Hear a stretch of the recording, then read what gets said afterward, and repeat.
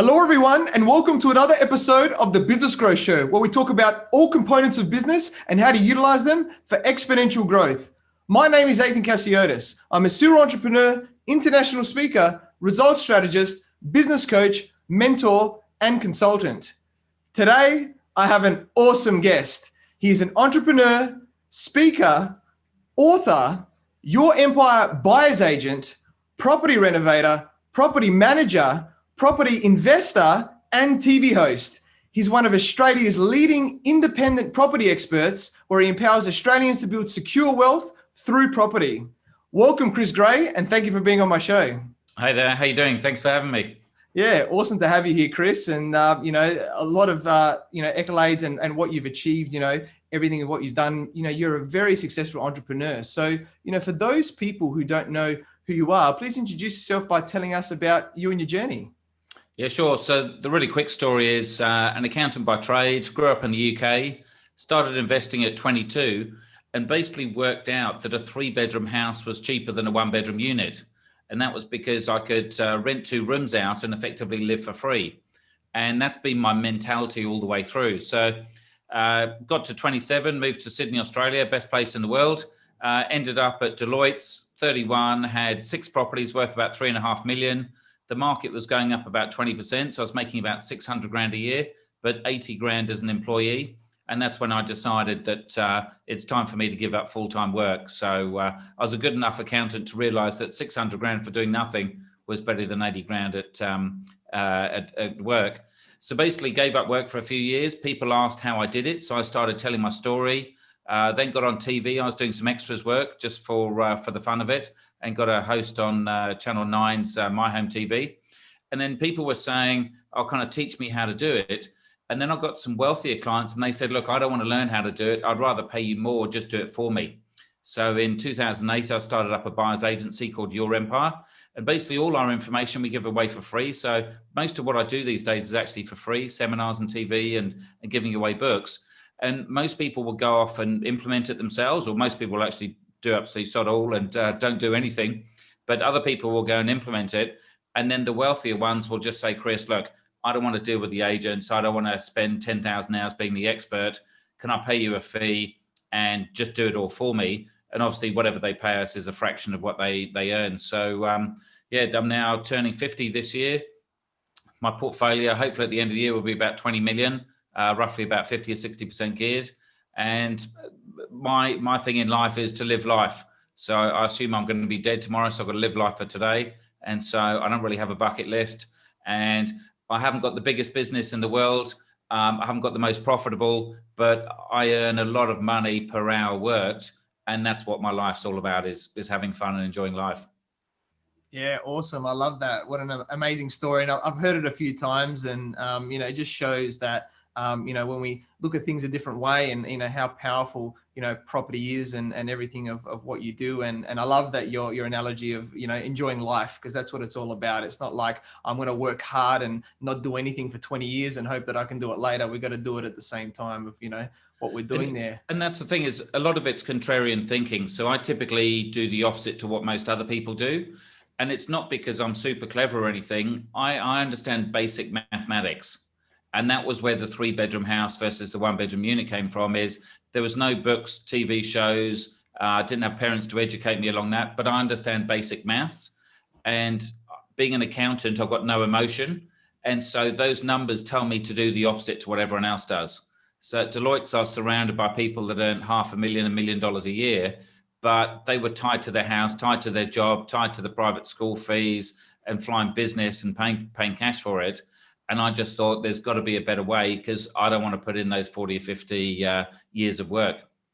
Yeah, exactly. And it's funny when you talk about being the different thinker, because you can always say the market's down, or don't buy property. And you hear all these things of what people are saying, but a lot of what people are saying, they barely own 1 or 2 properties themselves, and then telling you what not to do and things like that. So it's like, don't necessarily listen to people that don't have a lot of experience in what you want to do, or, just the media or other things like that. Is, go to the experts, right? Because they're going to tell you how it's actually going to happen. Like people like yourself, right? On, I think you would know is, in markets, I guess it doesn't really matter what time, what time of the year, what year it is, or, is it an up market, is it a down market, and all that type of stuff, because really it comes down to the numbers, right?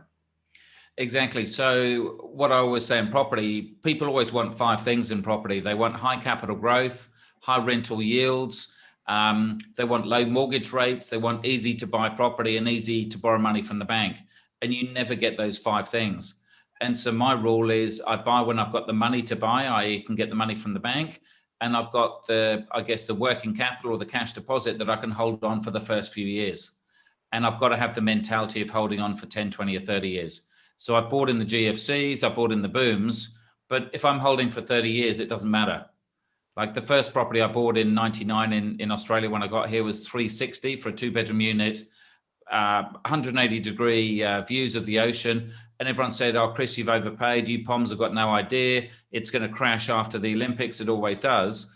And now that unit's 1.4, 1.5 million. So whether I paid 300, 350 or 400, it doesn't really matter in time. You just got to hold on for the long term. And again, don't listen to your friends and family unless they're experts in that field. Yeah, definitely. So awesome. That story there. And before we go a little bit deeper in the property stuff, I think it's good to highlight that, you're very passionate about things outside of property as well, especially like with vehicles. So maybe just share with everyone a little bit about your recent projects with that too. Sure. So look, I've always loved cars, and when I gave up school, I was a car courier in London, and I was that bad at business. I had to buy my own car because no one would lend an 18-year-old a car. So I spent £3,500 on a car. 6 months later in business, I owed £5,000 because I was partying every night and having fun with the proceeds. But look, my cars at the moment. So I've gone from Porsche to Ferrari to Lamborghini. Now I'm into my old classics. So I've got a 1912. So that's one of the first cars ever built, Ford Model T with a crank handle. So, and it's called Chitty after Chitty Chitty Bang Bang, if anyone's old and remembers that kids movie. I had to show that to my kids. I've got a 1969 Ford Econoline, which is a bit like the Scooby-Doo van and the A-Team van that I've got. I've doubled the price of the van by putting a 3-seater leather couch in there that turns into a queen-size bed for ultimate luxury for my wife when we go camping. And I've also got a 85 stretch Cadillac limousine that I actually use as a rally car.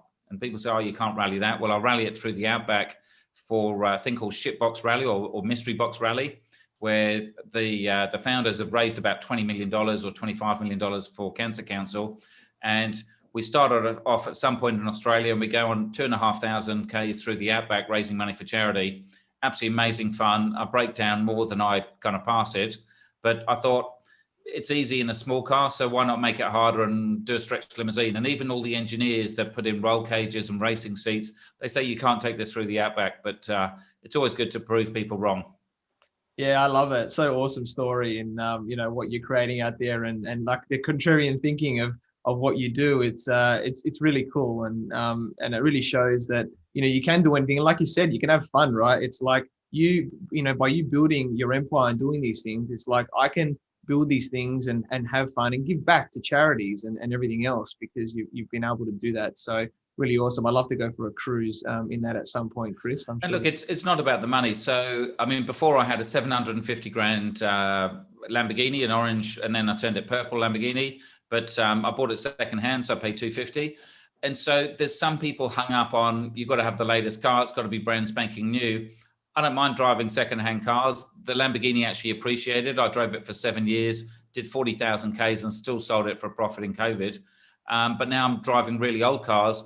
And actually the limousines probably cost me about 130 grand. So the Lamborghini's risen in value. My limos cost me a bloody fortune.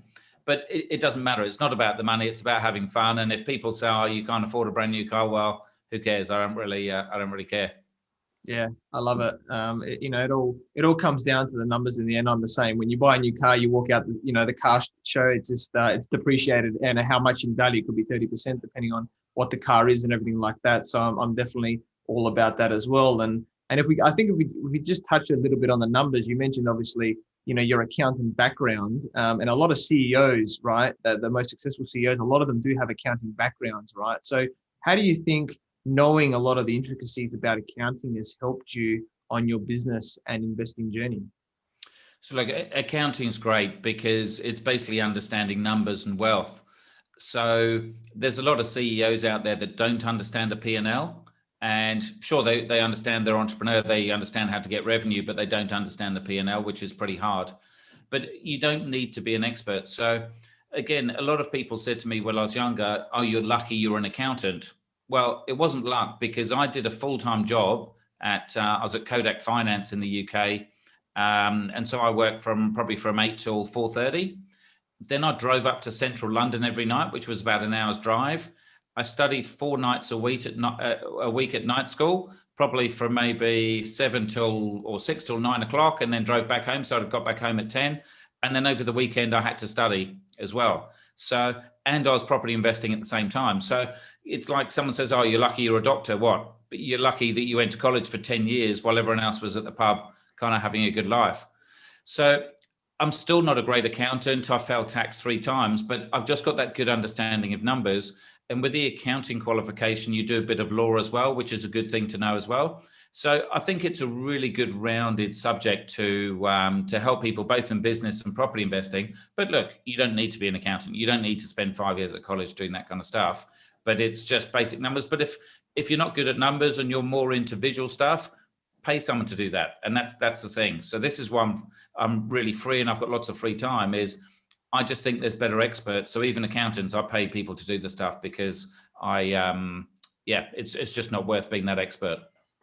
Yeah, definitely. Awesome points there. And I think the key point out of that is it's good to have some numbers knowledge. You don't have to be the complete expert on all the numbers and everything like that, but it's good to have some. So I know, like, myself, I went through and finished my MBA recently. I was doing it over 5 years and doing the nights and, the weekends among, building businesses and everything at the same time. And it was challenging, right? But we put in those times because we know we're going to benefit out of that. And I can definitely agree that just knowing the basics of the numbers so that, you can have those conversations, or when the accountant tells you things, then when you're doing the day-to-day things, or when you speak to the experts, that they're actually, helping you out in whatever way that is. So, and that's spot on. It's being able to ask the right questions. That's the real answer. And also the thing about studying, just like doing your MBA, is I decided to work twice as hard through my 20s. So my 30s and onwards, I could take life easy. So you can either cruise for 30 or 40 years or just get the hard work done. And then from 31 onwards, sure, there's been a few ups and downs, times that I have had to work hard, but reasonably so for the last 20 years, I've had it pretty easy. Yeah, love it, Chris. It's very powerful. I'm the same. Sacrifice now for the benefits later of doing what you want to do. So, and I think a big thing is mindset, right? In everything that we do with business and investing. So how important do you think it is, for success in moving forward? Oh, look, everything's mindset. It's if you've got the wrong attitude, it's not going to get you anywhere. And pretty much everything I'm trying to learn now is all about the mindset. So I got to about the age of 30, and I think I had 5 or 6 properties by then, and I couldn't borrow any more money from the bank. And I went to a seminar, and a property seminar, and it was a real mums and dadsy kind of seminar at an RSL, I think Coogee RSL. And the guy that was speaking wasn't necessarily the most amazing speaker, but he had the mindset of getting over whatever your problems are. And I just thought that was amazing. And I bumped into the guy again, maybe 6 or 12 months later, and he'd taken it to another level. And it was just amazing. I'd never met anyone like that, because in my job at Deloitte, I might meet 10 new people a year. Now I meet hundreds and hundreds, if not thousands, of different people doing networking and stuff. And so you've just got a closed mind as an employee and thinking, yeah, you go and do your work, you go home, have your meat and 2 veg and watch TV and fall asleep. And that's it, all your routine. Whereas suddenly when you realize the world's a bigger place, there is no limit to effectively what you can do. I'm just doing a deal now for one of my previous bosses. And what I am earning on the deal is 50% of what I earned in a whole year working at Deloitte. So I never had the mentality that you could earn 5 or 10 grand from doing a speech for 1 hour. Like, who's going to pay me that kind of money? Or who's going to pay me a couple of $100,000 to do a property deal? Well, if you're making the millions, they'll pay you a couple of $100,000. And it's just that mindset is just unbelievable. So there really is no limits in life. Yeah, I really love that, Chris. And I completely agree with you. And to everybody listening and watching today, is that a lot of the stuff that holds us back is our mindset, right? And so, work with somebody, whether it's a coach or a mentor or people that are further down the line, just to, see if there's any limiting beliefs. Maybe they're money stories or wealth stories from when you were young from your parents, not that they did it on purpose, but just, depending on how you grow up. But also, bring it open to your awareness about what's actually possible. Like Chris said, how to look at the situation differently. And once you do that, you open that, as a possibility in your life so that you can, solve the problem. Because I think with entrepreneurship and business and investing, all we're doing is we're solving problems when it comes down to it, right? So how can we focus on that solution? How can we solve those problems? And that's really going to get us to where we want to be as well. And look, coaches don't necessarily have the answer, but it doesn't matter. So I got a life coach when I was 31 to get me out of the mindset of work, because I'd been brought up to believe that I'd be an employee for life. And that's almost 20 years ago. That's when life coaches were almost first invented. No one else knew what they were. And I think the girl that I had still doesn't probably even know what I do. But I had 3 goals. One was to get out of work. One was to be able to jog for an hour or something. And one was something else. But even the jogging thing is, she said, just jog for 2 minutes and then jog 2 minutes back. The next day, then do 3 minutes and 3 minutes back. Because if you go 3 minutes there, you've got to get back. Whether you walk or run, you still got to get back. But just by doing an extra minute every single day, it's amazing, because then suddenly you can go from 5 minutes and you don't do 6, you can then do 10, and then you do 15. And it doesn't matter whether they've got the knowledge, they just break down the issues. And a lot of it's mentality, thinking that you can't do these things, but in effect you can. There's nothing really holding you back apart from yourself. Yeah, definitely. And the other big thing as well is accountability, right? So, Chris is saying it's easy for Chris to know. He might know maybe I could just go for a quick jog. But when you've got somebody there saying, okay, do it for 2 minutes, and then the next day I want you to do it for 3, and I want you to tell me, or each week, whenever the sessions are, I want you to report back to me when, how much you're doing, whether it's jogging, whether it's business tasks, whether it's investing, whatever the situation is, then that, the studies show that you're about, especially if you've got ongoing meetings with someone, you're 93% chance of getting that thing done, right? That's like massive, right? On getting it where, and that's the problem with most people is, they don't have coaches or mentors or people keeping them accountable and pushing them forward. And then that, they just sit there and don't do much. It's, and that's why I recommend everybody to look, find people who you resonate with, who you think can help you in whatever area of your life or business or investing, whatever it is, and push you forward in there. And I guess, look at that way, because I think with wealth and everything, it's about, we've got to think, it's not just we want to get wealthy or, have money. It's about what are we going to do with that? What is the life that we want to create, like Chris says, and everything like that. And there's a lot of different ways of doing it, right? In building wealth. Some people try and put money on Bitcoin or shares and other things. And I guess, but a lot of people say is that property, right, is one of the safest investments that we can do, right? And everything like that. So maybe if you can let everyone know your thoughts on about why property, is great for wealth creation, Chris. Yeah, sure. So I got into property just because my parents' generation with the thought is rent money's dead money, and you buy your first home and you don't pay off a landlord's mortgage. And so that's how I got into property.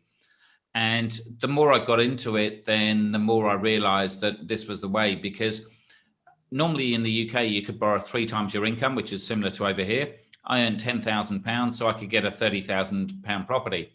But I ended up and I looked at all these £30,000 properties, and they're absolute kind of crap holes in the worst part of town. So I went shopping for the Lamborghini kind of thing and found a really cool bachelor pad in a place called St. Albans, a really trendy place for young people. And I just got to find, if there's a will, there's a way. This is what I want. How do I do it? And worked out the numbers. And then I basically pitched my dad and I said, these are the numbers on a 1-bedroom unit.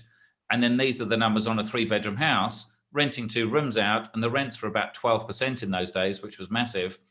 And effectively, that's what I did, is I then pitched him, and I didn't know how to pitch. I just was just kind of talking numbers.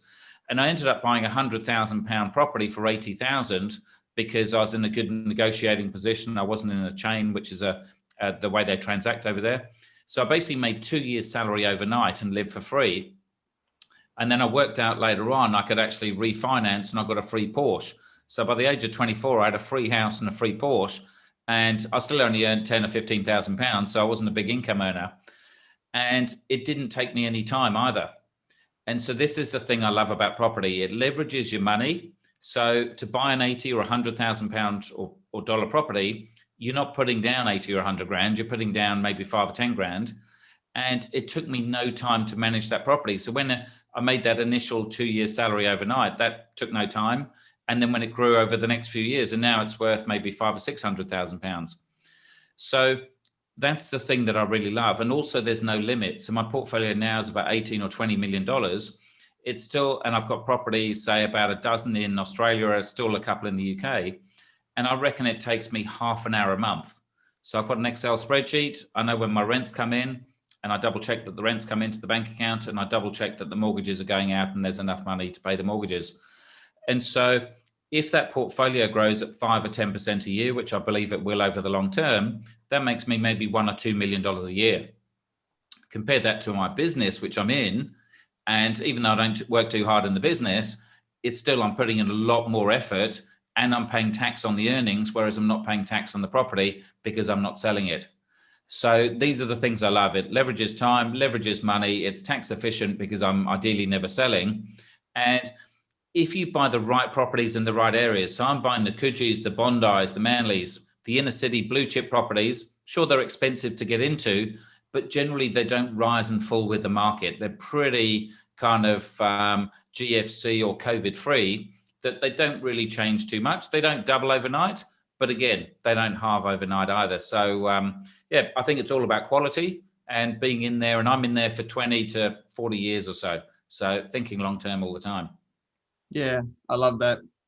Such an amazing strategy and everything like that of, holding, because you don't have to pay, the capital gains and everything like that of what happens. A lot of people try and flip properties, and depending where you are in the world, there's obviously different laws and things like that. But I think Chris's strategy still, holds well, especially in Australia, where, you get slugged if you sell a property, whereas, you can get a lot of the benefits over time without losing out on all of that as well.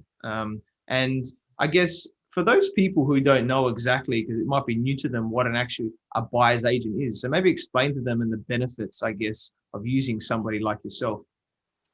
Sure. So these days you can get buyer's agents in lots of different areas.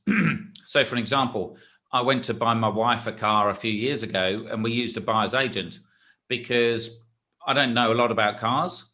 And if someone else has been in the car industry for 30 or 40 years, and we're buying like a fleet car or something like that, and they're buying literally hundreds or thousands, they're going to know the tricks of the trade. And also if they're buying in volume, so if they buy one a week, they're buying 50 a year for their clients, they're going to have more buying power than me just walking in off the street and being ripped off. And obviously car dealerships can have the reputation of being ripped off. So what this guy does is he charges you 20% of what he saves you. So if say I'm trying to buy I think we're trying to buy an Audi RS4, list price 180 grand. We're buying it secondhand, as I always do, for 100 grand. But if he gets it for 90, saves me 10 grand, I pay him 2 grand. Even if it takes him 5 minutes, doesn't matter. It's worth paying him. It's worth paying him 50% of whatever he saves me. So the buyer's agents thing is the same kind of philosophy. If we're buying property all day, every day, and if we've done it for 20 years and we study the market, and being in the industry, we're going to get a different understanding of what happens in the industry than Joe Public. And also, if I'm buying 20 or 30 properties off an agent every year, we're going to have a certain kind of bond. And maybe we go off on holidays together, our wives are family friends. He's then not going to rip me off. And he's potentially, if he gets a really good deal, he'll give it to me because we're friends and or because our families are friends. And he just wants to build the relationship because maybe I give him deals in return as well.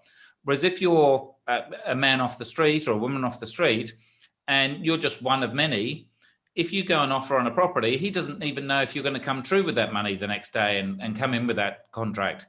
Whereas with us, because we've done lots of transactions, we do. So typically we won't go to auction because at auction in these good areas, say Bondi Beach in the middle of summer, there's 50 people at auction or 25 people. People aren't bidding based on what the property's worth because they haven't calculated it. They're paying based on how much money they've got in the bank or what the bank will lend them to go and spend. And if they love it, even if it's $1 million, they'll pay 1.1 or 1.2. Whereas we're analyzing the property and we're getting independent valuers to value it. And they say, on the worst day, it's probably worth $1 million. Well, we only want to pay $1 million. We don't want to pay that 1.2. So if we can go and buy that for a client, they pay us 2%, just like if you're selling a property, you pay 2% to the selling agent. So roughly $20,000 per $1 million. But if we're saving them 50 or 100 or even 200,000, why wouldn't they use the expert? And a lot of the time we might go and buy the ugly duckling, the ugly property, but it's in a great location. Because we know if we render the outside and paint it and do the carpets and curtains and all that kind of stuff, we can foresee what it's going to be looking like on a good day because we've done lots of renovations. Whereas the person off the street may be buying the beautiful property that looks cosmetically great, but is in the wrong location because they've fallen in love with it. The selling agent's done their job. Maybe it's got no parking, it's facing the wrong way, but they can't see that because they're smelling the coffee and the bread in the oven, all of these cliches, but they work. And so that's the thing is effectively with us, you're buying an Excel spreadsheet. You're buying what is going to be good over 10, 20 or 30 years, rather than something that looks cosmetically good today. And look, some people get it and some people don't. And I remember my father, he would never buy anything off anyone that drove a BMW. He said, no, they're too overpaid and I'm going to go with the low cost kind of example. But sometimes you're not getting the best experts. And so sometimes the guy that drives the flash car is more successful. So do you want to go with the flash guy maybe that is making lots of money? Because if he can make money for himself, he can make money for you. Whereas if you go with a guy that drives a $100 car, if he can't make money for himself, then can he make money for you? So look, some people would love you, some people hate you. And so you get a mixed bag of people that come along. Yeah, definitely. So many great points there. And I think another one, you can obviously maybe shed a bit of light is like a lot of people think, there's property agents, they go on like realestate.com, .au or whatever it is in Australia or whatever your country is, and you just see every property that's out there. But that's actually not the case, right, Chris? There's a lot of stuff that goes on in the background. Yeah. So a lot of the times we're going in when the photographers go in, excuse me, and we're getting a head start. And sometimes we actually want it to go on realestate.com because let's just say the vendor, everyone thinks their property is the best in the street and it's worth more than everyone else's. So they might think it's worth 1.1 million, for instance. And so quite often the agents will have one or two opens just to say, hey, look, we had 50 people come through. Look, they love your property. It's really good, but no one's offering you the 1.1. These guys, they've got $1 million. It's on a contract. They've got a check. They always come through with things. They're nice and easy to deal with. Just sign the contract and the deal's done. Or do you want to go to auction day? Look, you might get $1.05 million or 1.1, but even in a good market, you might only get 950. And effectively what we're giving them is a bird in the hand. It's a guarantee. And the same goes with selling cars. So if you sell a secondhand car, if you go and trade it in with the dealer, you're not going to get the best price. The best price you'll get is if you clean it up, you put it in carsales.com, and you might get 10 or 20 people come round. They may not turn up. They may haggle. They may give you lots of grief. And that's why people don't do it. They just want the easy money. And that's what we are. So if someone wants top dollar, the agents won't sell it to us. They'll say, look, we're going to auction. Don't worry. But if they say, look, this person, they bought the property for 250. They've made 750 grand. They just want their $1 million check and then they're happy. And that's what we're trying to go for. Yeah, I love that. So awesome. And I think anything, like, it all comes down to time, right? Is, we only have the same amount of time every day, right? So why waste a lot of our time, whether we got jobs, whether we got businesses and things like that, when we can go to the experts and things like that, and everybody saves time, whether you're on the buying end or the selling end or anything like that. It just, that's when we can really enjoy ourselves. And I think probably, I know with like myself initially, but probably a lot of people that are listening today, they probably don't know exactly what to do, right? So you want to maybe just elaborate on, I guess, what the key steps people should take initially when they want to, buy and, do their investment journey. Sure. So look, the main thing, as always, the biggest thing, and I was never into this at work or anything, and this is on the creative side, which I'm facts and figures. basically you've got to have a reason. A lot of people know Simon Sinek. What's your why? What is the reason you're doing it? Because if your reason's not big enough, you're going to give up halfway along. So it's almost, don't even bother wasting your time, because it is going to be stressful. Sure, the professionals make it look easy, but I've gone through all that time of, I guess, learning accounting. I've spent thousands and thousands of hours going through my accounts. I've had stressful times of interest rates going through the roof, paying double digits, having no money left, thinking I've got $10 or $11 million mortgage. How do I pay the bills? So while it looks really cool, there is some obviously downsides, and it's like the Instagram thing. Don't just look at the shiny bits, then there is some work behind it as well, even if you delegate it out. So the main thing is doing that. Then it's really the mortgage broker, because to buy a property, to renovate a property, to manage a property, sure, it's hard on the first few because you're doing something new. But once you've got 5 or 10 properties, it's easy. Clients literally send us an email. They say, I'm good for another one. Just go and buy it for me. And we go off and buy it and renovate it. But really, it's the mortgage guy that can give you the ability to borrow more money. He'll dictate whether you can buy 1 property or 5 or buy 10 properties. So he's the key. He's the one that will say, this is how much money you need to earn. You need to increase your income. You need to reduce your expenses. You need to do all these kind of things. And so he's pretty much the most important person in the process of it. But look, once you've got that pre-approval, it's then looking at different strategies to then say, well, do I want the blue chips? Sure, they cost more money to buy them, and they're probably more negative geared, so you've got to put more money in. Or do I want a property that's maybe only 400 or 500 grand, that's maybe regional, that maybe actually puts money in my bank account, but maybe doesn't go up in value? And so what I did about, it's about 12 years ago now, there's so much involved. Like, as you know, 10,000 hours to be an expert, and no one's got that time. So what I did is I put all that information into a book, which I've actually just got over my shoulder, to then talk to people. Is like, should I buy a house? Should I buy a unit? Should I buy new? Should I buy second hand? Should I go positive cash flow or capital gain? Should I go regional? Should I go inner city? And I basically put a book together because there's so much stuff, but we condensed it down. So it's literally about an hour and a half's read. And that's probably the best thing. You can download it for free, which we can tell people about later on. But that's probably almost our client strategy document. And I haven't changed a word in kind of 10 or 15 years, because nothing's really changed in property, even though interest rates have gone up and down. But that's probably a really simple guide, and it will tells you exactly kind of how you need to try and go ahead. But ultimately, it's getting your finance and then deciding what to buy, and then choosing whether you want to buy it or you want to get a professional to go and do it. Yeah, definitely. So many awesome points there. And I love the starting with the why, because whether it's property investing, whether it's business, the why is what puts you through the tough times, whether you have to stay up late or get up early, or there's challenging financial times. It's definitely that, and great other points as well. And I think, I mean, my why always was I hated being told what to do. So my parents were they're kind of disciplinarians in a way, so they're reasonably strict. My dad was an academic, so he was a doctor and went to Cambridge University, so he's very much into the studying. But I just didn't want to be told what to do. And even if I did want to do it, if I was told to do it, I wouldn't go and do it. And so I didn't want to have a job where I had to turn up at a certain time and be told what to do. So I'm actually really lazy, which people don't believe, but I am lazy. So I worked hard to be lazy, to be told not what to do. So that's the reason I create the wealth. That's the reason I guess I run my business, or I don't run it like most other business people, because I don't want to have to do anything at any point in the day. I want a different day every day. I want to choose what I want to do. And I'm willing to work hard for that, to create the wealth, so that I'm not told what to do by anyone else.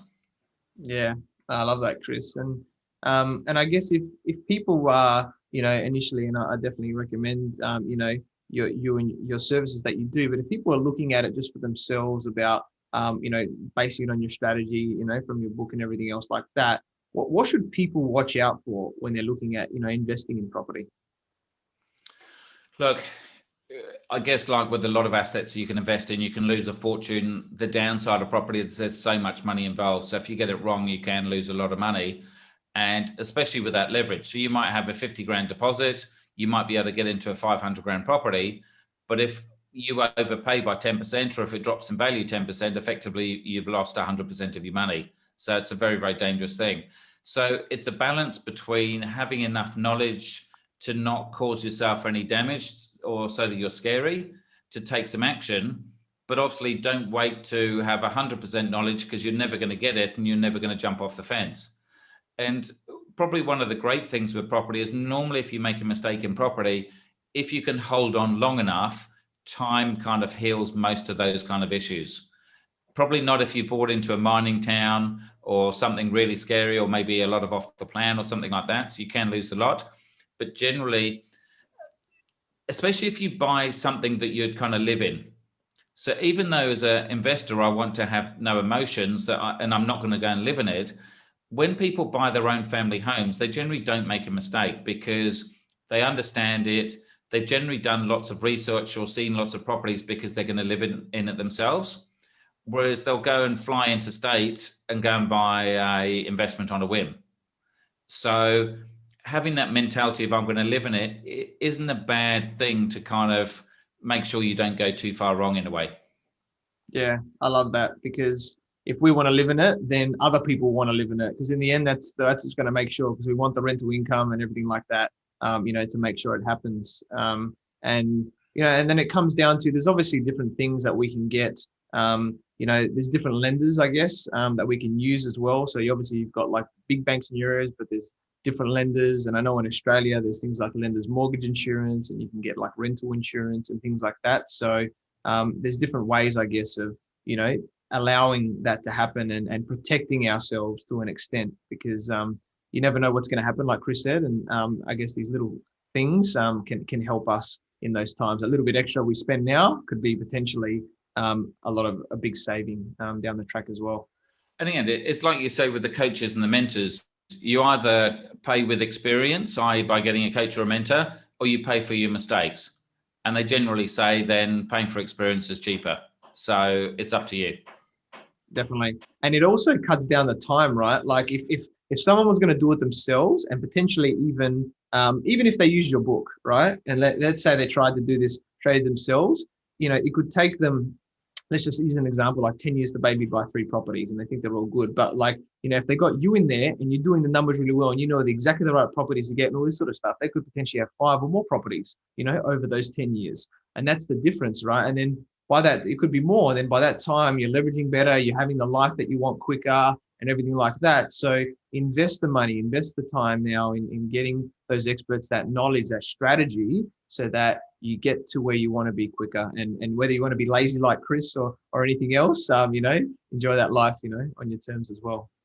And look, some people are into that, and there's obviously the skeptics that think it's all a big rip-off and they'll go off and do it themselves, or they'll do nothing. And I just learned in my life that I don't want to waste my time dealing with people that are negative or people that don't believe. I remember the first seminars I did probably almost 20 years ago. People say, I can make more money from shares, or I can make more money from business. And that used to rattle me to start with, and I try and prove that property is better. Whereas these days I just say, well, that's fine. If you can make more money from shares, and you love shares and you believe in shares, and that's all you dream about, you probably will make more money from shares. So go off and follow your passion, because there's no point investing in property if you really hate it, because if it drops $1 or your tenant moves out, you're just going to go and blame someone else. So don't invest in it. So I just decided to spend my life dealing with the people that want to do it. And I think of the whole world, then I think there's enough people in the world that are positive that want to do it. And so that's what I decided to do. I'll deal with the positive people that believe in it, that want the help, and everyone else, well, you're free to do whatever else you want to do. Yeah, I love that. And a very successful person I learned from, he was like, I don't have anyone in my phone numbers saved that is less than 85% positive, right? So, it just shows you the mentality of successful people. It's like, I don't want to have this because, you would probably know this, Chris, we're 1/5 of the 5 people we spend the most time with, right? So those people, whether it's family, friends, or whoever it is, have a big impact on us. And whether it's, even if it's clients and that as well, right? It's like if you've got a really negative client or something that's always there being negative, it has an impact, and that there could be potential issues down the line. So, I understand if you're at an early stage and you maybe don't have the choice, but once you start to build up your business and you can have choice, it's like sometimes things are too much of a headache, and there's no point in diminishing our life and our mindset just to get a bit of money as well. Exactly. Look, we've got clients that have got tens of millions of dollars to invest in us, And we might start off a relationship, but then after a while we say, look, I think it's better we go our separate ways. As much as I'd love your business and I'd love the income, it's just not worth it. We're on different pages. We're after different things. We've got a certain way of doing business. We want to protect our reputation. When we go for a property or an agent gives one, if we give a promise on behalf of a client, we want to go through with that. And so if it's not working, then we'll walk away. That's the thing, is as much as I'd love the revenue, I'm not hung up on it. We don't have KPIs and things like that. So if it's not working, then we just say, look, let's go our separate ways. And hopefully they find someone that suits them. Yeah, definitely. And I think a big testament to you and about what your strategy is, and we can go into it, is about like the term rent vesting, right? So, you still don't own your own property and things like that. So do you want to maybe elaborate a little bit more on that? Yeah, sure. So obviously I've got a reasonable sized portfolio. So I'm obviously into property and I believe in it, but I haven't lived in my own properties for over 20 years. And the thought process is this, it's almost like Monopoly. Is if you go and say buy a 2-bedroom unit in Bondi, and I use Bondi just because of the audience, no matter where they are around the world, most people understand that. If you go and buy a 2-bedroom unit for say 1.5 million in the middle of Bondi and you rent it out in the middle of summer, what happens? You generally get a whole queue of people wanting to come in. And so what happens to the rent? Well, typically it goes up. So we used to get about 5% rents. Now the rents are around 3.5, maybe 4%. Whereas if you want to go and rent a $5 or $10 million property, first of all, not many people can afford the rent on a $5 or $10 million property because most people are on average wages. So what happens to the rent or the rent percentage? Effectively, it goes down. Then if you think of the people that can afford to rent a $5 or $10 million property, how many people do want to rent? And again, not many, because in Australia, they say poor people rent. There's a negative connotation with renting, like there is in lots of other places around the world. People don't want to be seen as a renter. So the CEO of a business doesn't want to say, hey, I rent, because otherwise the employees will think, hey, I thought you were successful, you're the clever one. If you only rent, then maybe you're not as clever as we thought you were. So they don't want to rent, they want to own, they want to do whatever they want to the house. So if there's less renters, the price goes down even further. So what I worked out a long, long time ago is whatever I could afford to buy, I can rent somewhere 2, 3, or even 4 times more expensive for the same money. And suddenly, by having lots of little investments, all of my debt is tax deductible. I'm then paying a fraction to then rent a $5 or $10 million property. Some of that, obviously, I can set up as an office, as I've done here. And part of that I can then has a business expense, which is not a big difference, but every little bit helps. And then suddenly, if the market changes, a $5 or $10 million property could drop 20 or 30% overnight, could take you years and years to sell. Whereas those $1 million Bondi units are generally pretty stable. And the banks would much rather lend on 10 $1 million units than they would on a $10 million property. So the concept's called rent vesting. So you can Google that. I'm probably one of the most famous renters in Australia, more because I'm happy and I'm proud to be a renter. Whereas there's a lot more famous people, but they don't want to say that they're renters. So we're in a property here in Darling Point. We've got 300. So we've got a whole floor. We've got 360-degree views. These are the actual views here. So it's not a screen or anything like that. And so we've got views all around Sydney, and we're paying literally 1 or 2% rent. I think our rent doesn't even cover their strata fees and their land tax. So effectively, they're almost getting 0% return on it. So yeah, we've rented for a long time. We've been here for 10 years. So sure, we used to move almost every year before, but then the mentality is if we always move to a better place, it's a positive feeling. And rather than pack the house, we go off on holiday, they pack it up, they move it, they unpack it. And so all of the stress of moving almost disappears.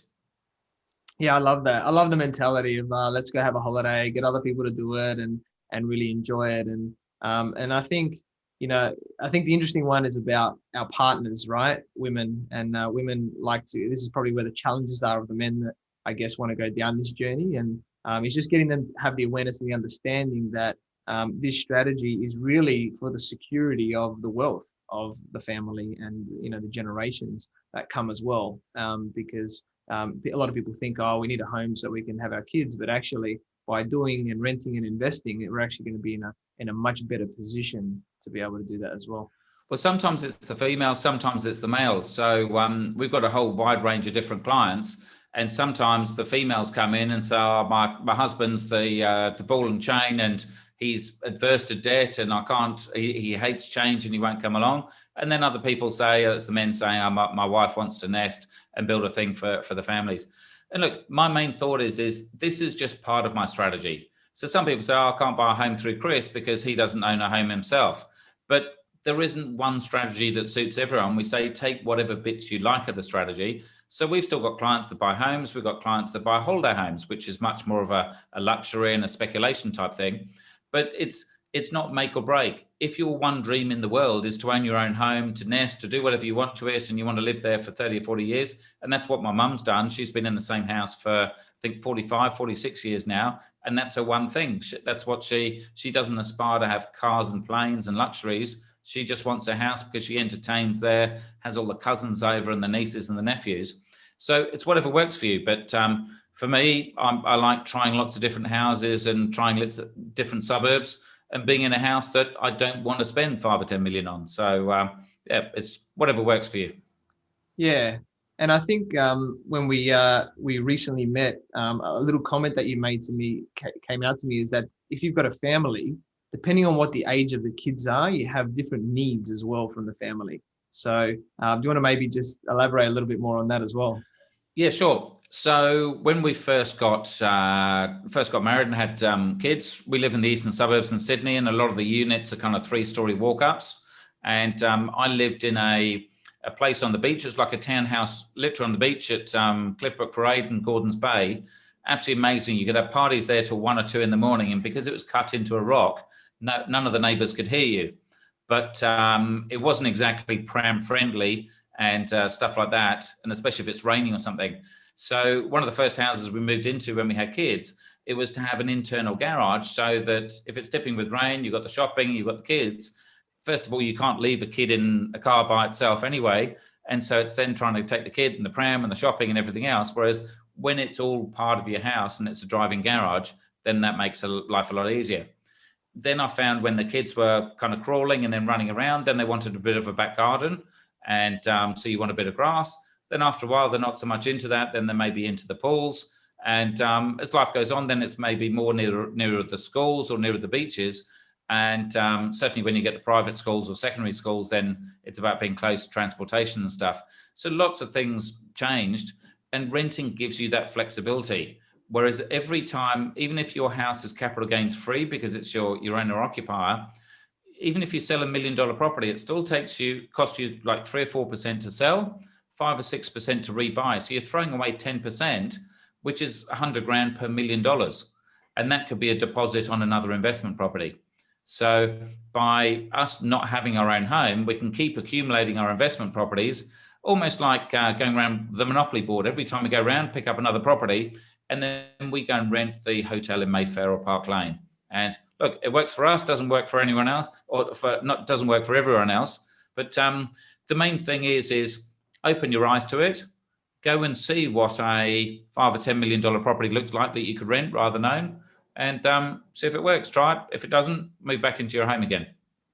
That's it. No, I really love it and resonate with a lot of that, with the changing needs and the flexibility and everything to be able to do that. So that's really amazing. And it all sounds really awesome and stuff. And I'm sure you can help a lot of people, but I'm sure at the same time, there's probably some issues that have happened along the way, Chris. So do you want to maybe elaborate on a big, business investing failure and that happened, and maybe how you overcame it as well? Yeah, so look, I generally don't believe in failures or mistakes. I think they're just kind of learnings and stuff. And so, look, along the way, things happen, and you go through stressful times, and you never know. Sometimes something that's bad happens actually turns into a positive later on that you can suddenly use. So, look, I mean, we've bought some properties. We bought some off the plan that we decided that when it actually came to it, then even though they'd risen in value, it was then the GFC, and I didn't want to settle on them because maybe I had 200 or 300 grand to put down as deposits on these two $500,000 properties. But in the GFC, I wanted to keep my cash. So effectively we'd on sell it before we'd actually settle on it. So a lot of these things are just part of the journey. So look, I'm reasonably lucky enough that nothing major has really bad happened in my life. or maybe it was at the time it was really bad, but when I look back on it 5 or 10 years, it doesn't even pop in the memory. And I think that's maybe one of the learnings. So I've got down to my last $10 a few times.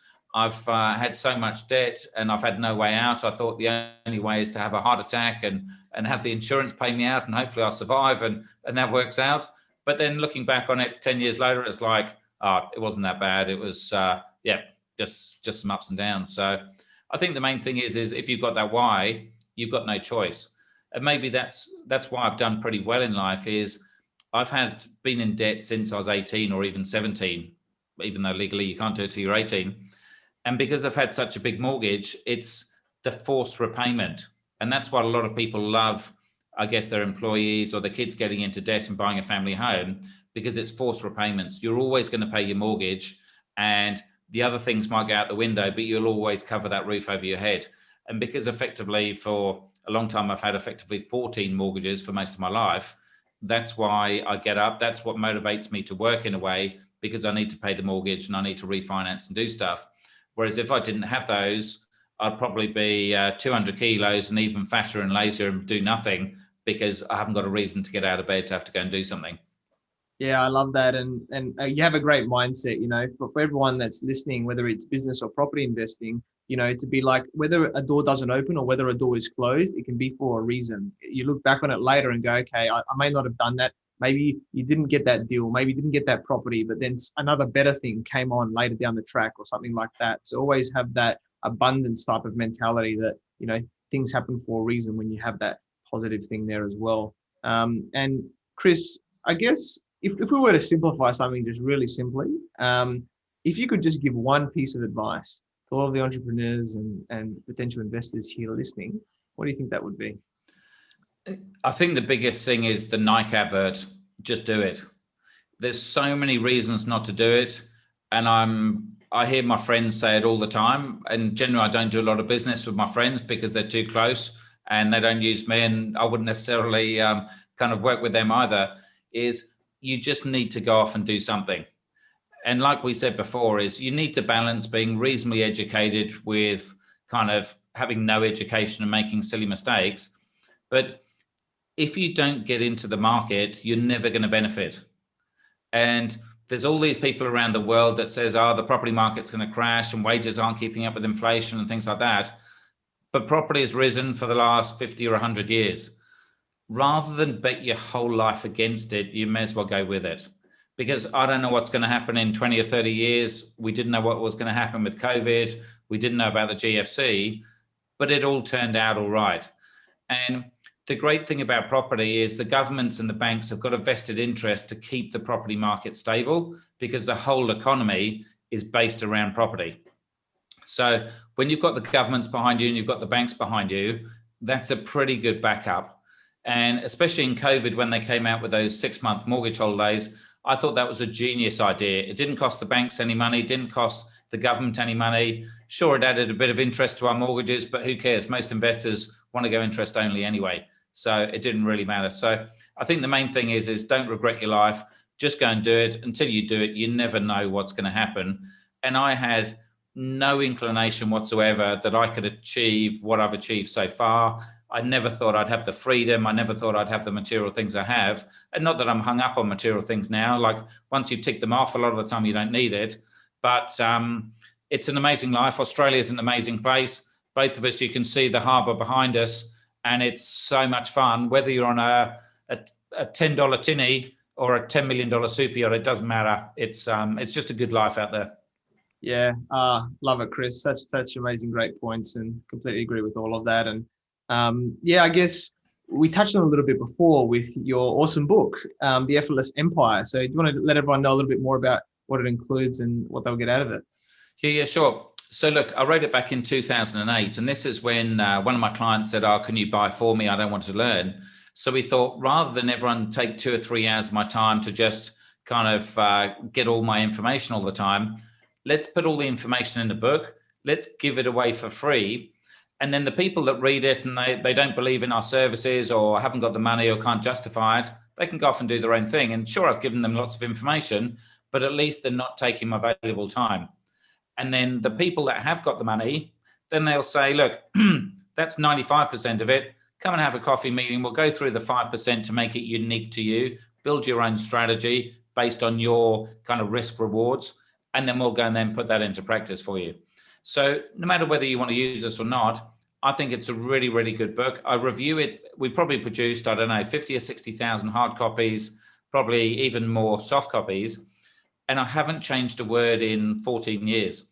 The only thing I've changed is when we wrote it, properties were roughly around 500,000. Now properties are around 1 million, 1.5 million. So we just changed the numbers in the book, but none of the philosophy or strategies changed. So it's something that can work for decades. And look, it's a short read.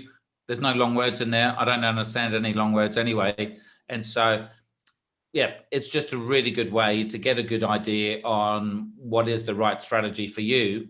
And it takes you through the pros and cons and the mindset of getting in there. And so, yeah, you can get it free on PDF. Just go to yourempire.com.au. It's also an audio book as well. And if you want a hard copy, price of a stamp, we'll send one to you as well.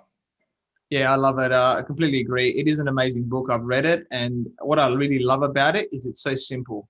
You don't have to be this amazing whiz accountant person to understand it. Chris has got some numbers in there across the time and he just simplifies it and you just look at it and it makes sense, right? And, then obviously there's a lot of different strategies and things like that. So I definitely recommend everybody to get that book in whatever method as well. And look, one of our catchphrases is our strategy is too simple for most clever people. So all of the clever people that I had at Deloitte and I meet around, a lot of the time they say, oh, no, that can't work. If it was that simple, everyone would do it, the classic kind of story. And we say, well, no, because it is so simple. Most people think it's got to be more complicated. They've got to be super clever to be able to do it. And so they don't implement it. Whereas it could be the secretaries or whoever, the non kind of mega clever people, they just say, well, I need to do something. They go off and do it. They end up wealthier than the clever ones. Yeah, definitely. We met through our networks and had the pleasure to connect in a variety of settings. And you're always happy to share your knowledge with those people who are open and willing to learn. Your results speak for themselves. And you also show us that we can enjoy ourselves while we build our wealth so we can live a life on our terms and make the impact that we want. And, you're a great guy, Chris. And I'm sure that you'll continue to help more and more people, to build wealth on your journey. And I'm very grateful that we connected and I look forward to working with you in the future as well. Wonderful. Well, thanks a lot for having me. Yeah. So thanks a lot for your time today, Chris. So I'm That's sure all right. No worries. Everyone's, benefited from your valuable wisdom. So how can people find you and get in contact with you? Look, probably the best thing is just Google Chris Gray, Gray. But the main website is yourempire.com.au. And we're on the normal kind of Instagram, Facebook, and LinkedIn, all that kind of stuff. So, whatever's your preferred method, then just reach out and we'll share as much information as we can. Awesome. Love it. So thank you, everyone, for watching and listening to this show where we talk about everything on business growth. You can find me on Facebook, LinkedIn, Instagram, and YouTube as Athin Cassiotis, or visit my website, athincassiotis.com. I completely agree with you, or do I? The only way who knows if you tune in next time. So until next time, remember that our business grows when we learn skills and take action using them in spite of fear. Have a great day.